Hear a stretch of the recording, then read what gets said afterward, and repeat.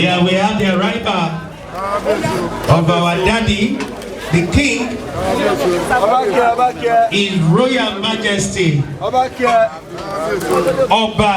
Adedapo Tejuoso, CON, FWACP.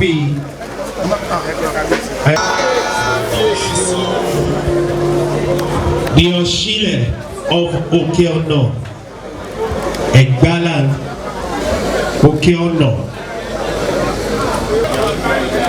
Kásẹ̀ pẹ́ lẹ́nu ọba.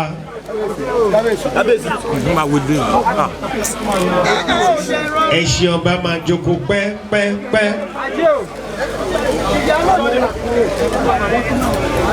The Oshile of Oke Ona, EGBA land, His Royal Majesty,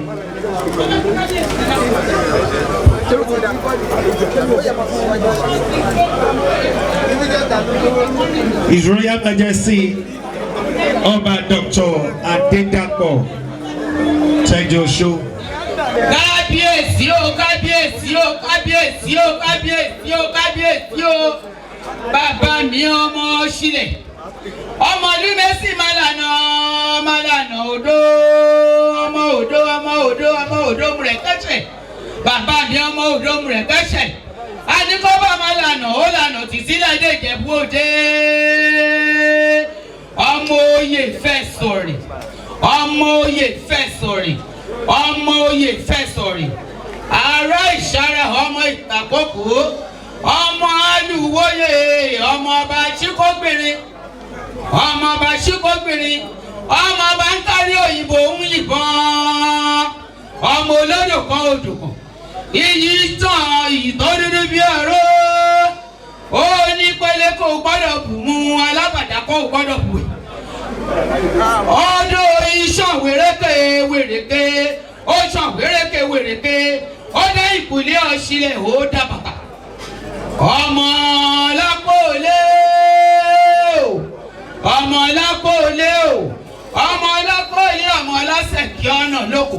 Ọmọ ẹyẹ ń bẹ́yẹ kan. Kábíyèsí o, mo kórè adé. Ọmọ ẹyẹ ń bẹ́yẹ tán, ọmọ aṣàwó yeye. Ọ̀nà sẹ̀ gudu. Bàbá mi ọmọ lákòólé kì í dẹ̀yìn ó dí. Ọmọ lákòólé kì í dẹ̀yìn ó dí. Ọmọ rọ̀hà níbù níkà. Bàbá mi ìrọ̀hà níbù níkà. Òkìkí ọ̀nà rẹ kò jẹ́ kí akágbùrò àṣà. Òkìkí ọ̀nà kò jẹ́ kágbùrò àṣà. Okore sí ọmọ wòyíra o. Okore sí ọmọ wòyíra o. Okore sí ọmọ wòyíra. Okore sí ọmọ wòyíra.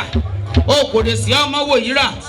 Okore sí ọmọ wòyíra mama rẹ ẹrúkẹrú àbílàlà lẹ́nu. Kábíyèsí o. Kábíyèsí ẹ̀pẹ́ títí ẹ̀pẹ́ bí mọ́pẹ́ ti ń pẹ́.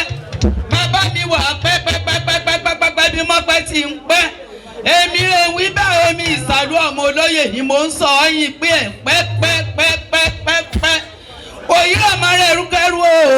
Wòyíra máa rẹ ẹrúkẹrú. Èmẹ́ ẹrúkẹrú àbílàlà lẹ́nu. Wòyíra má máa fàyàkáyà. Àyàkáyà máa fàṣọyà mọ́kàn lára ni. Àbẹ́ ò mọ̀ ní gbogbo ènìyàn yìí wà níbí. Gbogbo ọmọ Òkè Ọ̀nà. Ṣé ò mọ̀ pé àyàkáyà máa ń fàṣọyà mọ́kàn lára ni? Wòyíra màmá rẹ̀ ṣìkẹ́ṣì.